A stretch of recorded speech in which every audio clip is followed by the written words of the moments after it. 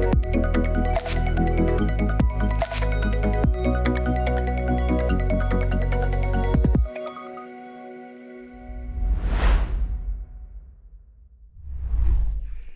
aí, pessoal, sejam muito bem-vindos a mais um episódio do Bitar Podcast. É um prazer tê-los conosco. Eu sou o João Ricardo Camilo. E eu sou a Rubia. E hoje a gente começa falando sobre a importância da privacidade e segurança digital. Você já se tocou que todo formulário que você preenche na internet, todo cadastro que você faz, são informações que podem ser muito valiosas sobre você, e a atenção nesse momento se torna fundamental para você continuar tendo o que a gente deixou de ter já faz um tempinho, que é privacidade. Com as redes sociais, com tudo isso que a tecnologia nos trouxe, claro que tem muita coisa boa, mas também tem muitos alertas, e você vem junto com a gente nessa conversa. E é por isso que hoje nós estamos aqui com dois especialistas. O primeiro deles é o Mário Peixoto, formado em Ciências da Computação e Segurança da Informação, com vasta experiência em gestão de projetos em setores de telecomunicações, educação e tecnologia. Possui conhecimento em segurança da informação, gestão de acessos e identidades, coordenação de projetos e consultoria em cibersegurança. Também acumula experiência como professor universitário e autor de publicações na área. Seja muito bem-vindo, Mário. Obrigado, prazer estar aqui com vocês. Vamos aproveitar e conseguir trazer um pouco de conhecimento aí para a galera toda. Esse papo vai ser interessante. E orientações também, viu, Mário? Com a gente também o Rogério de Freitas Ribeiro. Ele trabalha como analista de tecnologia da informação na Universidade Federal de Uberlândia, possui uma vasta experiência na área de gerenciamento de riscos e também vulnerabilidade de sistemas de tecnologia da informação e telecom. Coordena atividades que envolvam manter o ambiente de TI e também redes, seguros e operacionais. A experiência dele já passa de 10 anos na docência universitária, nos cursos de sistemas de informação, tecnólogo em redes, especialização em segurança da informação e também especialização em gestão de tecnologia da informação, e é piloto ainda, né? Muito bem-vindo, viu, Rogério? Obrigado, é um prazer participar desse podcast, trazer informações para o público que vai estar nos acompanhando, né? Então espero que a gente consiga trazer aí dicas bastante valiosas. Sem dúvida, eu mesmo quero me colocar nesse papel de audiência hoje, que eu quero aprender algumas coisas. Afinal, a gente sabe que a tecnologia entrou na nossa vida e muitas vezes, sem a gente perceber, a gente insere ali informações que antigamente tinha toda uma burocracia. Vamos pensar, não é parte da minha realidade, não sei se foi da Rubia, mas cheque, conhece cheque? Claro que eu conheço. De vocês, cheque? Eu fico lembrando a quantidade de barreiras de segurança, mesmo assim envolvia golpes. Isso para estar falando de transação financeira ali. Antigamente, um exame de saúde, tinha que ir lá no local onde você fez o exame de saúde, retirar aquele exame depois de todo um protocolo. Hoje, na internet, o resultado está ali acessível, mesmo assim também tem algumas limitações. Então foi entrando na nossa vida, foi mudando, que a gente não percebeu. Entra hoje, sem pedir licença. Sem pedir licença, com certeza. E muitas vezes sem também nos ensinar sobre isso. Hoje, qual que é a realidade quando a gente fala dessas informações? Ou seja, em quais áreas nossas informações estão, não é expostas, nem sempre, mas estão disponíveis na internet, informações que deveriam ser mais sigilosas ou até mesmo mais seguras? Tem alguma previsão sobre isso já? Bom, áreas, quando você fala em dados ou informação, é todas praticamente, né? Então, mas nessa área financeira e na área da saúde, a gente pode dizer que são áreas mais críticas, né? Que a gente fala que é o dado cadastral e o dado sensível, né? Então, coisas relativas à religião, informações de saúde, bancária, informações realmente que são extremamente confidenciais. Então, elas exigem um cuidado maior em termos de proteção, né? Consequentemente, proteção é diferente de privacidade, né? Não significa que ter proteção você tem privacidade, ou ter privacidade você tem proteção, né? Elas devem andar, de certa forma, juntas, né? Então, assim, a proteção ela vem mediante ferramentas, processos e recursos que a gente tende a mitigar, ou seja, diminuir os riscos para você ter mais privacidade, ou ficar menos exposto a estar na imprivacidade, né? Vamos dizer assim. Então, assim, os cuidados eles vão desde das questões relativas à empresa com seus processos, que é importante, como também na atitude e no hábito da própria pessoa, né? Antigamente se tinha muito, você comentou sobre a situação financeira, qualquer situação que você vinha em relação à parte bancária, o banco rapidamente já fala, não, eu assumo a situação aqui e a gente vai resolver e vai te repor o dano. Vou te ressarcir. E não tinha muita discussão de aprofundamento, né? Eu falei, mas espera aí, o problema será raiz? Não foi por causa da pessoa? Não foi um erro humano, né? Mas não bancário? Até porque hoje, até me corrija, tá, Rogério, acho que o Brasil está entre os países mais seguros em termos de proteção bancária. O sistema de internet banking brasileiro é um dos mais seguros.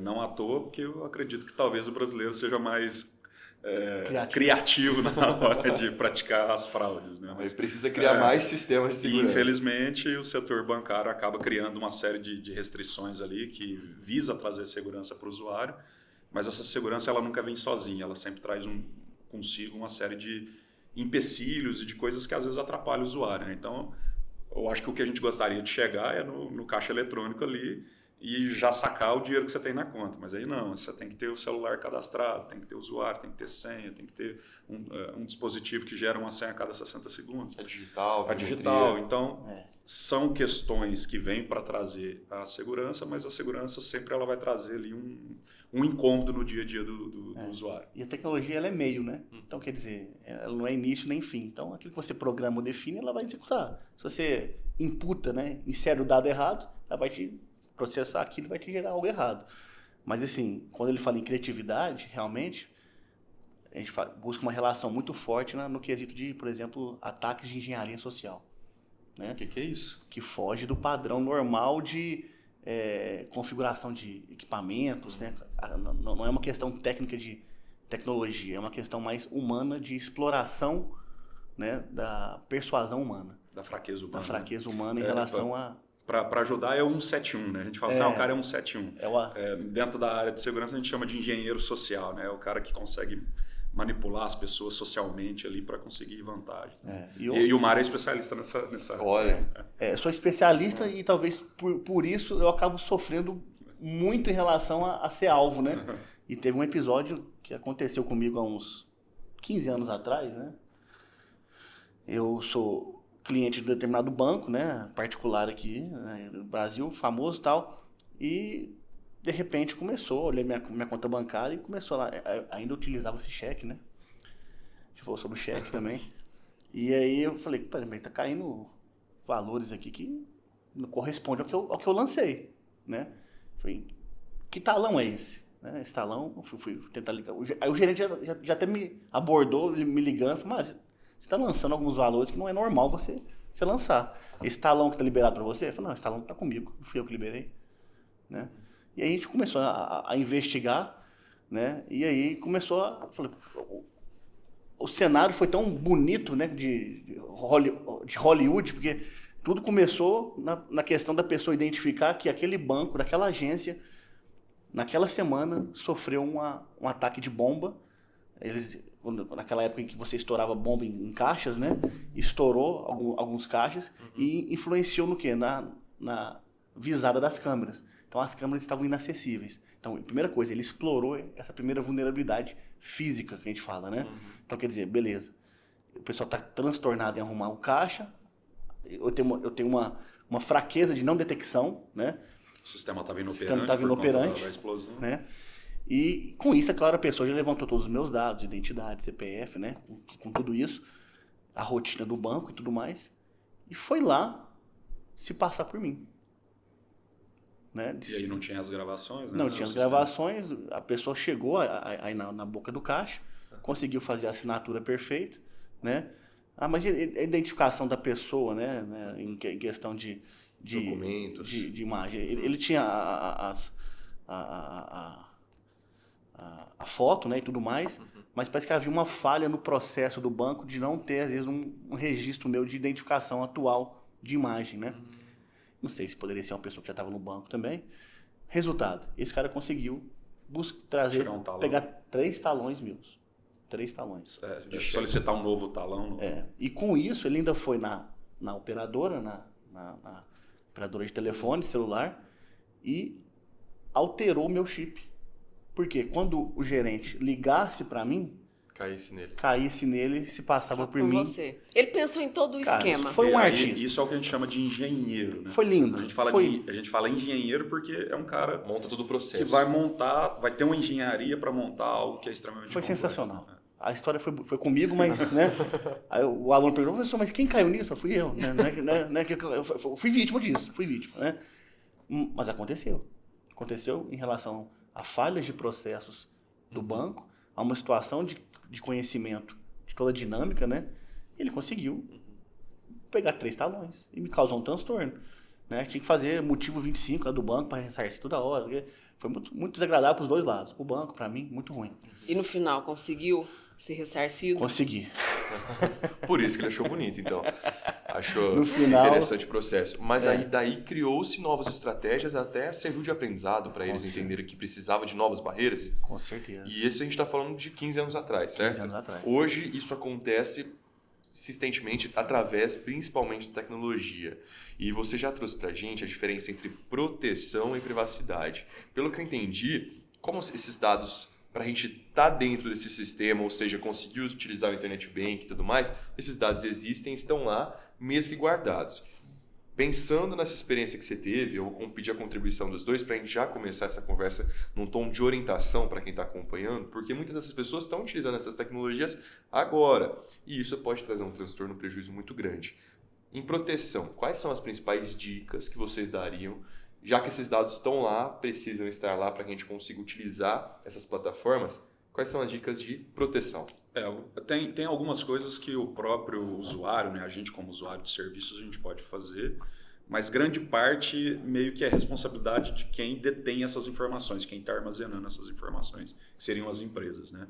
Mas a gente evitar ao máximo preencher dados cadastrais para coisas que são do dia a dia ali, que não tem uma necessidade tão grande. Por exemplo, sei lá, você quer entrar num determinado site ou num determinado fórum, e aí normalmente as empresas ficam pedindo um monte de informação, né?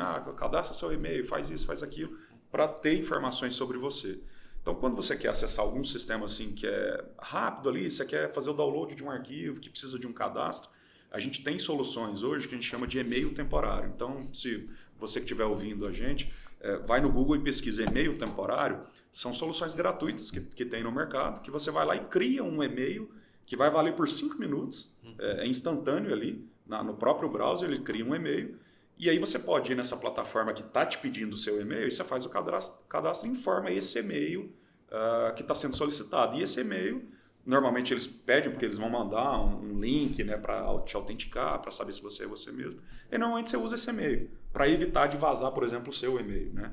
Tudo bem que aqui tem várias outras informações que são mais críticas, mas começando com essa dica bem simples, é evitar de ficar cadastrando, né, as nossas informações em qualquer sistema, né, em qualquer site aí da internet.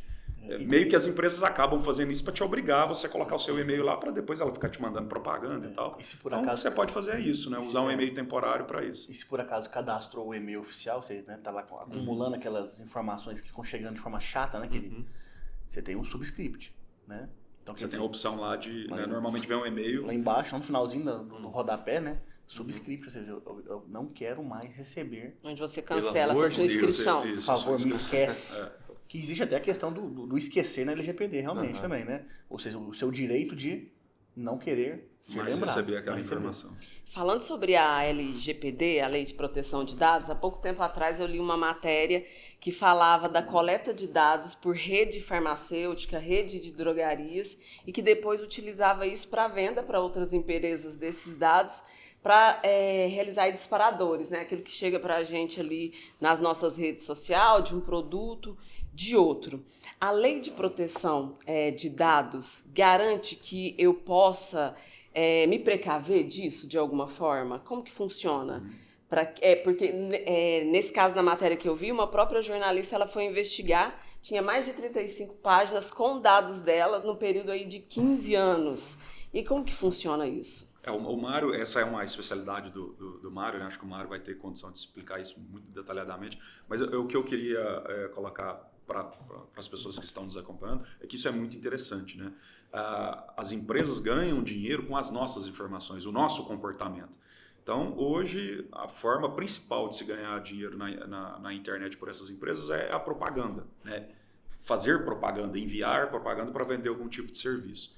E nada melhor do que a gente conseguir, para essas empresas, vender serviços para o público que é específico ali, que provavelmente vai comprar esse produto seu. Então, se você se cadastra numa drogaria, Com essa CPF. informação, com o seu CPF, com seus dados telefônicos, e-mail, quem é que tem interesse em ter essas informações? Empresas farmacêuticas que vão vender remédio ou propaganda. Então, isso infelizmente acontece, né? As empresas vendem bases de dados cadastrais e aí, nesse caso, a gente não precisa falar dados cadastrais completos, não precisa ser o CPF, o nome completo. O que ela vai precisar é, cara, o e-mail e o telefone dessa pessoa para mim disparar, né, mensagens para tentar vender alguma coisa, né? Então, isso realmente acontece, isso não é... A gente às vezes vê isso em filme, acha que isso é história de filme, hollywoodiano, mas isso acontece com muita frequência, né? Então, sempre que a gente puder evitar, ajuda bastante. Mas aí o que acontece muito, às vezes, é o abuso das empresas em relação a essa questão, às vezes, do legítimo interesse, né? Falar assim, eu posso te cobrar, você assinar isso aqui, eu estou te pedindo para você assinar, porque pelo legítimo interesse eu posso estar respaldado para poder consultar suas informações, usar suas informações. Só que às vezes por um pouco de desconhecimento do próprio cidadão, ele fala, cara, mas ele assina. Ele assina, né? Por exemplo, na situação da farmácia, né? Digite aqui seu CPF. Como se fosse... a sua autorização. Tipo assim, meio que sufocado, né? Eu tenho que digitar o CPF. Não, você não tem que digitar o CPF. Você vai buscar um exame, eles pedem, né? Assina aqui, por favor, esse formulário, dizendo que a gente tem a liberdade de poder utilizar seus dados. Não, você não é obrigado a assinar aquilo. Você vai receber o seu exame do mesmo jeito. Você tem Você tem o direito de não assinar. De não assinar. Né? Então, fica tendo aquela impressão que a gente é meio que sufocado a entrar nessa onda de poder falar assim, eu tenho que assinar tudo ou ser condicionado a aceitar para que eu não seja vigiado. Não. A lei, a LGPD 13.709, ela veio justamente para acabar com a farra do boi. Para tirar essa questão do... Peraí, essa zona, essa bagunça que está aí agora de poder fazer o que quiser com a minha informação, não pode existir isso mais. Eu tenho o direito de acesso, eu posso ir lá verificar como está, eu quero ver o que está cadastrado, eu quero que você retire isso de forma imediata. Então, é o contrário, não é a empresa que tem mais poder sobre você, é você que tem poder sobre os seus, porque são seus dados, os dados são meus, os dados do meu CPF, dados cadastrais, pessoais, sensíveis, são meus. Então, eu não preciso me condicionar a ser obrigado a assinar qualquer coisa dizendo que para que eu possa usufruir daquilo. Existe um caso, né, que eu até trabalhei muito no meu mestrado na universidade, que eu fui defender, que era privacidade em Smart TV. Então, quando eu comecei a ler as políticas de privacidade, eu falei, meu Deus, que é isso? Que loucura é essa? Você já parou para ler a política de privacidade alguma vez de algum documento da sua Smart TV ou de alguma coisa que você... Você fala dos aplicativos que a gente instala nas TVs. Né? O que a gente faz? Não. Quase nunca. No próprio app, você pega a barra de rolagem, roda, né? Lá para baixo e Acerte. Vambora, eu quero usar. Isso é uma mudança de comportamento. Essa pergunta é assim, qual a dica que a gente pode ter? É assim, infelizmente você vai ter que gastar um tempinho para ler, para ver o que está escrito ali e aí você tem o poder de decisão. Mas quem faz isso? Eu autorizo, assim, para que eu possa usufruir desse serviço, vale a pena eu dar essa autorização? Aí é uma decisão sua. Colocar uma balança, né? Aí vem a sacanagem nesse caso, do grupo de Smart TVs, de televisão. Existem outros meios, né, também que fazem a mesma coisa. Se você não der se você não aceitar, você não usa o serviço. A sua televisão não é smart, é uma TV. Fala, peraí, mas que sinuca de bico é essa? Então, porque não acaba te dá sendo a obrigatório. opção de eliminar algumas coisas e aceitar outras. Você tem que aceitar você aceita tudo, você não aceita nada. Peraí, cara, mas que loucura. Então, quer dizer, aí quando a gente começa a ler a política de privacidade, ver o abuso sobre isso, e ver alguns casos, né, que parece coisa de cinema, quando a televisão está em stand-by. O que é stand-by? Aquela luzinha vermelhinha acesa. E a televisão apagada. Ela está te ouvindo. Então, quer dizer, às vezes ela tá recebendo informação e mandando para a central. Porque a sua televisão está ligada num access point, numa internet. Na internet, a informação está sendo absorvida. Então, quais informações? Existe tecnologia para isso. A gente não está dizendo que todas as TVs fazem isso, mas tecnicamente É possível. isso é possível. Então, Existe essa possibilidade. nesses termos, quais informações que você tem que aceitar para utilizar, ceder então a esse aplicativo, televisão, enfim, que a gente precisava tomar cuidado? Então, o que a gente vai encontrar ali naquele termo que a gente precisa ter um pé atrás para ver se realmente, que nem ele falou, compensa? No fundo, é bem complicado, porque o termo vai estar descrito em um linguajar difícil para o leigo entender. Aí o que o Mário colocou, que é uma sacanagem, assim, é que para o público leigo é assim, ou você aceita para usar o serviço ou você não usa o serviço. Então, essa acho que é a grande discussão que precisaria evoluir, né, nos próximos anos, de ter algum tipo de pressão para ter uma flexibilização onde a gente possa autorizar alguma coisa ou não. Infelizmente ainda não. Existem algumas partes, por exemplo, né, um exemplo. Lá dentro fala que a central fica sabendo dos canais que você utiliza. Né, que você Bom, se você for um advogado ou quiser aprofundar nisso, você fala assim, cara, eu não quero que isso seja disponibilizado, né, beleza, a televisão da marca tal absorveu aquela informação dos canais que eu tenho mais utilização e não só compartilha para a própria central dela, mas ela compartilha para outros partners, para outros parceiros, né? Não, eu não quero que isso aconteça. Então, às vezes você pode judicialmente até ganhar essa questão, né? Mas aí teria que ser algo judicial. Judicial, né? Numa esfera mais burocrática que raramente alguma pessoa dá seguimento nisso. Que leva tempo também. Leva tempo, vai consumir né? dinheiro, vai... Os dados cadastrais que eu fiz ali para poder acessar a televisão. Cara, eu não quero que os meus dados cadastrais sejam publicados. Que fique somente na central do fornecedor da empresa que eu adquiri. Aí agora, o que dá para se fazer hoje é importunar essas empresas, né? É entrar em contato com a Samsung, por exemplo, se sua TV é uma Samsung ou se sua TV é de uma... Coloquei Samsung porque veio na cabeça, né? Mas qualquer marca, você poderia entrar em contato com a empresa e pedir, olha, eu gostaria de saber quais os dados que você tem sobre mim. Pela LGPD, ela é obrigada a fornecer essas informações. Ela é obrigada. Aí se ela não fornecer, aí você pode tomar... Até porque grande parte dessas empresas, elas estão sobre a GDPR, que é a LGPD europeia, né? Ou a norte-americana. Então, que vieram antes da própria LGPD brasileira. Então, na verdade, a norma brasileira foi inspirada no que tinha lá fora. Quer dizer, eles lá fora já estão acostumados. Então isso não é novidade chegar a esse tipo de solicitação para eles. Mário, você falou sobre a questão da televisão em stand-by e aí me veio aqui à mente a questão dos assistentes pessoais aí, como a Alexa, Google Home. Eu também tenho que tomar cuidado com... A reação dele, eu já fiquei um pouco preocupado, Bia. Você tem um Alexa. Eu tenho minha Alexa lá. Tecnologicamente tudo é possível. Mas aí vamos fazer uma vírgula, né? Tecnologicamente é possível. Se estão fazendo ou não, aí é outra discussão. Mas é possível. Mas tecnicamente saiba que é possível. Tome cuidado. Então tome cuidado. Se você precisa falar de alguma coisa mais sigilosa, vai lá e desliga ela, tira ela da energia. E não é só coisa sigilosa não, publicidade também, né? Porque aí a gente interfere naquele outro episódio de economia, de educação financeira, porque nós estamos o tempo todo sendo bombardeados com principalmente itens do nosso interesse. Justamente essa é a propaganda direcionada. Entendi.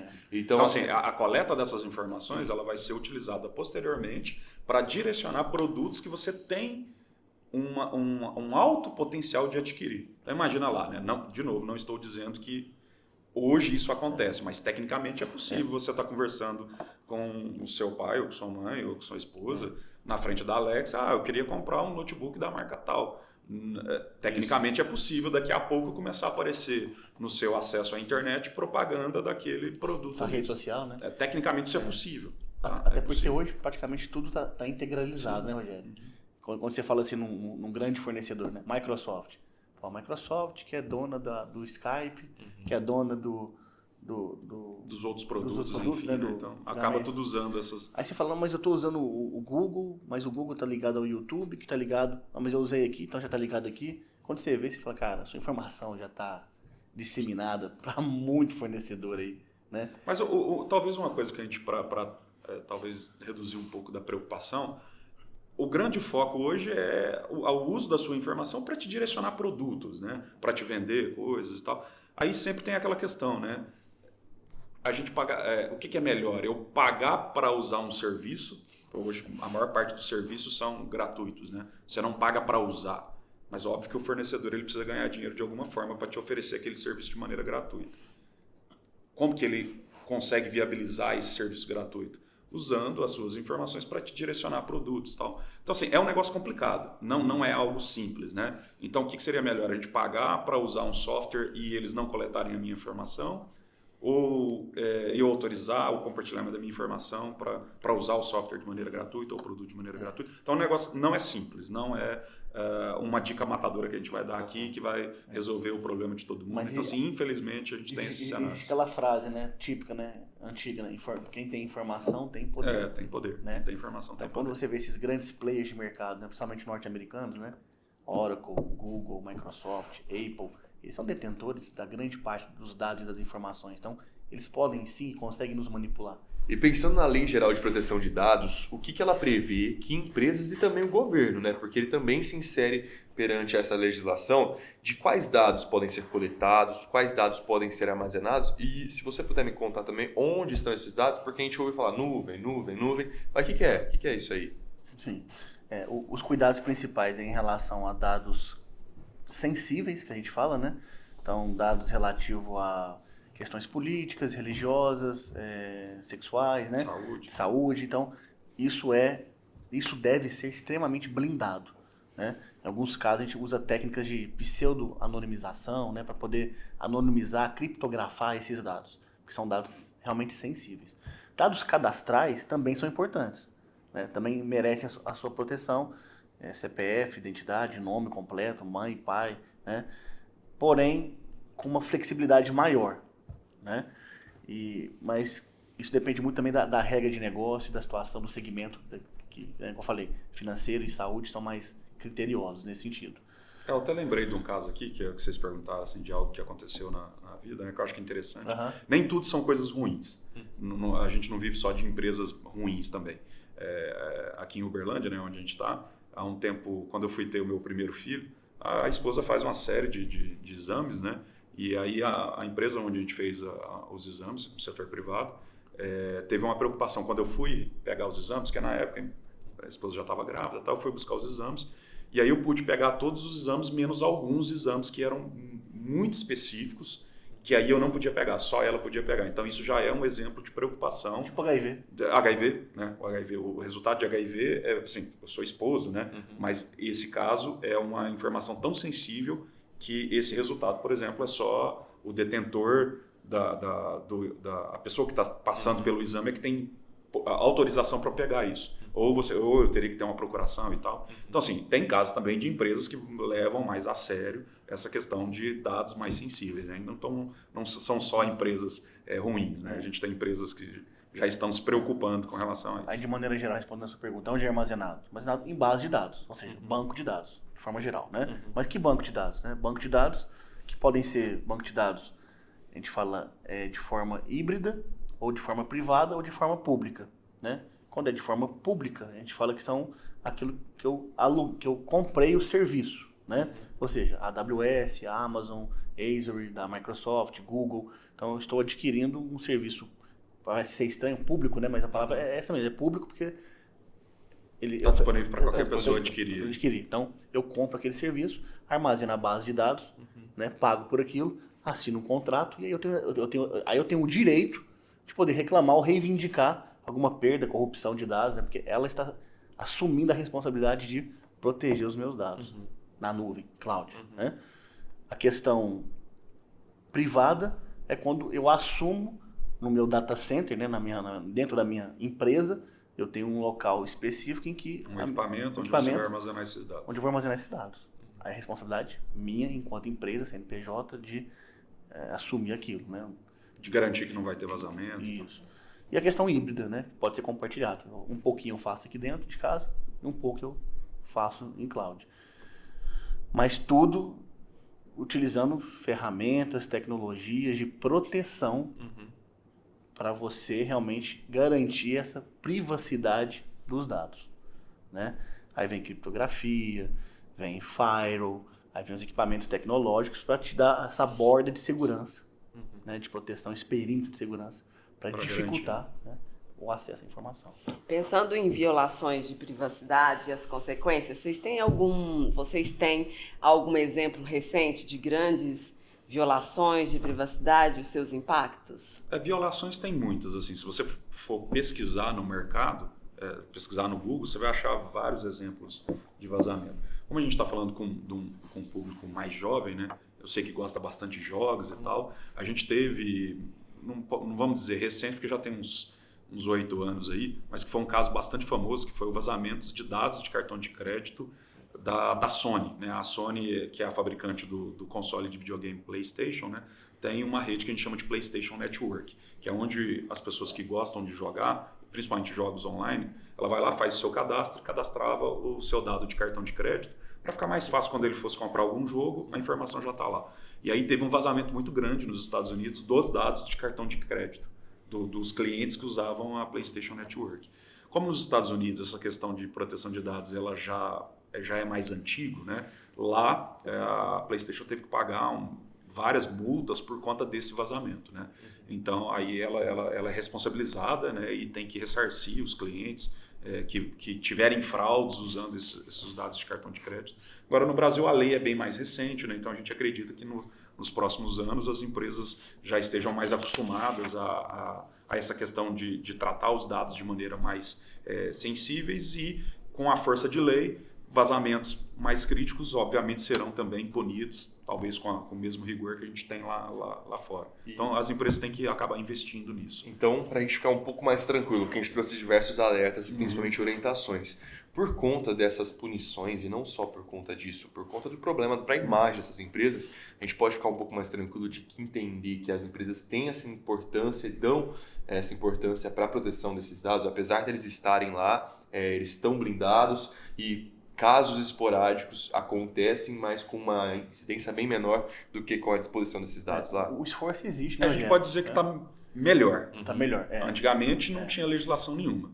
Até porque a gente trabalha com conceito de risco, né? Se alguém um dia te vender risco igual a zero, você vira as costas e deixa a pessoa falar sozinha. Segurança também não existe 100% de segurança. Não existe, isso não existe. Então assim, tá melhor do que estava no passado. No passado não tinha nada que punia as empresas por vazar os dados. Hoje a gente já tem uma legislação, então já está melhor do que estava antes. Posso ficar 100% tranquilo? Não, mas está melhor do que estava antes. É uma questão muito cultural, né, Rogério? Se você perguntar hoje, culturalmente, segurança nos Estados Unidos, muito mais maduro do que... Está muito mais evoluído, né? Que no Brasil. Mas a gente está num caminho para chegar nesse nível. Isso vai desde questões até de contratação de profissionais, né? Ou de colocar esse profissional numa hierarquia, né? Por exemplo, nos Estados Unidos é muito normal o Chief Security Officer, né, o CSO, está do lado do presidente. A voz desse cara, o chefe de segurança da informação, é tão forte em termos de autonomia, fala assim, ele falou, a água parou. É igual do presidente. Por quê? Em função da valorização da perda do negócio, do dado, né, do valor agregado de imagem, de tudo, né? No Brasil a gente ainda vai chegar nesse nível. É uma questão cultural, um processo que vai evoluir. E pensando justamente nessa questão do risco, a gente já falou sobre algumas estratégias que as pessoas que trabalham com esses dados têm tanto para proteger, igual outras que infelizmente agem pela ilegalidade têm para acessar. Quais são as boas práticas? A gente já trouxe algumas dicas, mas eu fico pensando no nosso dia a dia, como incorporar, portanto, essas estratégias, pensando, que existe o risco em alguns locais maior, em alguns locais menor, mas que a gente consiga utilizar essas tecnologias que estão aí para justamente auxiliar, ajudar na nossa rotina, mas mesmo assim tendo essa cautela, essa prevenção para evitar um transtorno. Deixa eu contar outra historinha rapidinho. Acho que historinha é legal e vale a pena a gente falar. Aconteceu comigo também. Recentemente, né? Praticamente. Uma oração há um mês. Eu já tô falando, meu Deus do céu, tem que benzer. Mas mentira, nesse caso foi uma negligência minha, né? E falou, pô, mas você mexe com isso, você trabalha com isso, você vende isso, você fala sobre isso, você dá aula sobre isso e você caiu. Cara, a gente é humano, né? A gente é humano.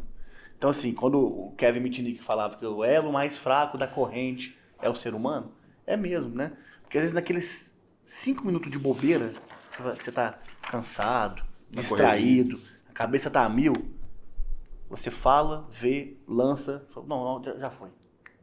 E aconteceu isso comigo, né? Há um mês atrás, vamos dizer assim. Tudo começou num cadastro de informação num site de carros. Eu tava querendo vender meu carro, vou cadastrar meu carro num site gratuito, né? E coloquei alguns dados cadastrais, básicos, meu e-mail, e não sei porque cargas d'água, né? Aliás, eu lembro, eu coloquei meu telefone. Mas já tentando o quê? Vou colocar meu telefone. Facilitar para quem quiser comprar, já me chama no zap logo, né? Mas, pô, Mário, que ingenuidade. Por que você fez isso? Tá errado, né? O telefone celular, ele é uma informação muito particular. Não é qualquer lugar que deve saber seu número de telefone. E aí existem centrais no Brasil e no mundo inteiro que fica por conta de ficar, né? Aplicando golpe. Ficando golpe e ficar farejando e buscando. Opa, achei um cara aqui, tá, o telefone dele é esse aqui, e me ligou, né? Raramente eu também atendo telefones que eu não conheço, mas como eu vi que o telefone era 011, né? Era um DDD de São Paulo, dou muita consultoria em São Paulo, falei, bom, vou atender, normal, né? Atendi. Celular, eu naquele momento turbulência, mexendo, ouvindo, trabalhando e falando com a pessoa.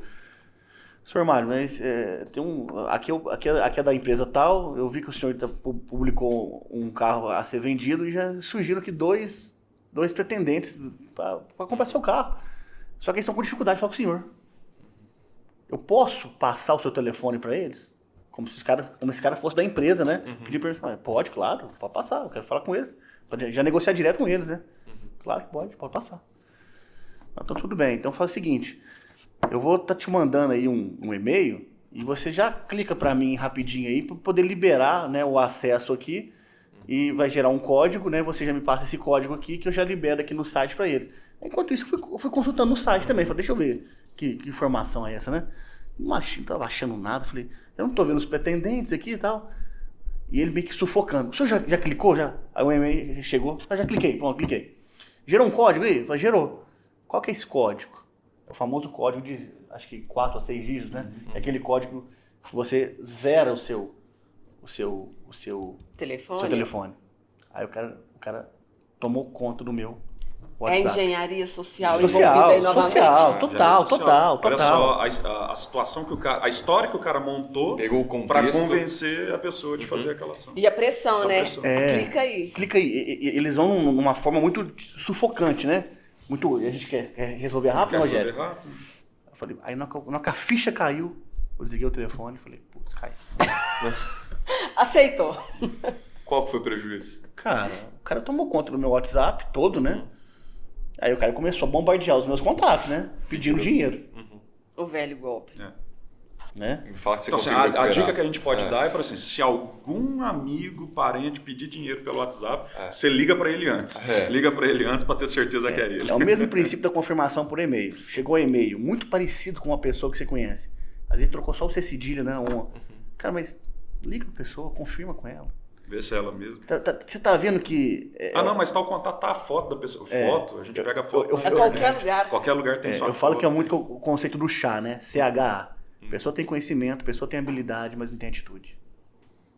E a gente tem esse preconceito muitas vezes pensar assim, nossa, como a pessoa caiu.